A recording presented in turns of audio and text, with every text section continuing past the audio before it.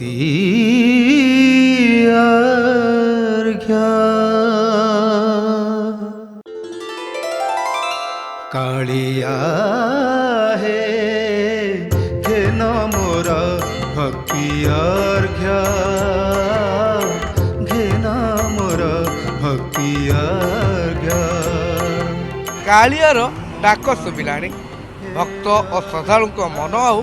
बोल मानुना सेपटे श्रीमंदिर परिक्रमा प्रकल्प गाँ रु गाँ और सहर सहर बुली चाउल और गुआ संग्रह कर कलिंग टीवी भक्ति अर्घ्य कार्यक्रम माध्यम आमे मध्य छत्रपुर जोड़ी होइछु सेही अभियान रे।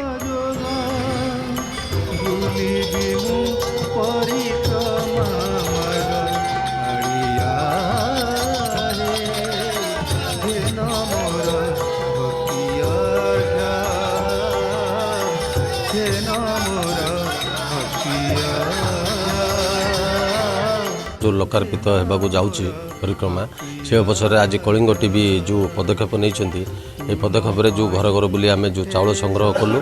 और आमर 10 नंबर वार्ड भितर जो लोकों प्रति जो जगन्नाथ प्रति जो भक्ति भाव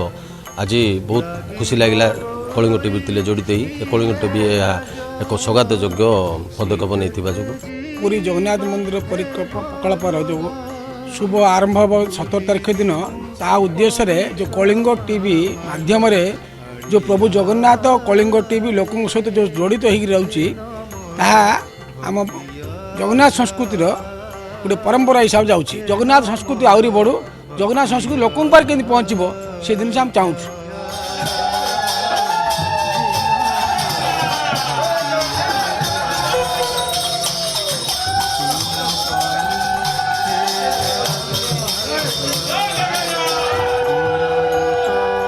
श्री जगन्नाथंकर रथ परिक्रमा संवर्धना करने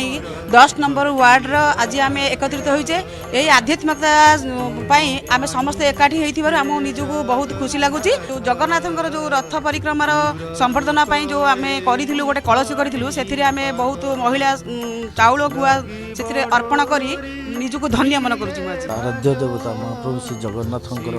परिक्रमा प्रकल्प सारा राज्य जो गुआ और चाउल अर्पण करा जाउची एही क्रम रे आज कलिंग टीवी गोटे छोटिया प्रयास करछि जाको आमे हृदय धन्यवाद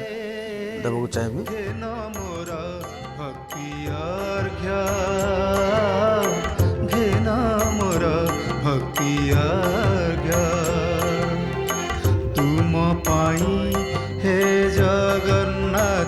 आज आम 10 नंबर वार्ड रे समस्त एसएचजी माँ मैंने समस्त ठिया गुआ चाउल अर्पण कलु आम जगन्नाथ भाई समस्ते खुशी रे आज बंदापना करी समस्त चाउल घर घर माँ मैंने धरी आसिक आमर आज निआरे अलग माने जो प्रोग्राम है समस्ते से खुशी अच्छा।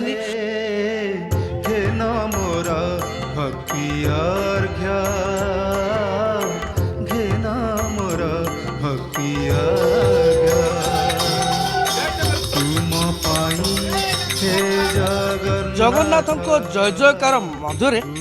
आध्यात्मिक परिवेश सृष्टि होती जय जगन्नाथ नाद दे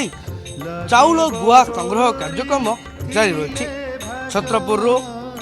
कैमरा पर्सन टुटु बेहरा सहित संतोष कुमार साहू कलिंग टीवी।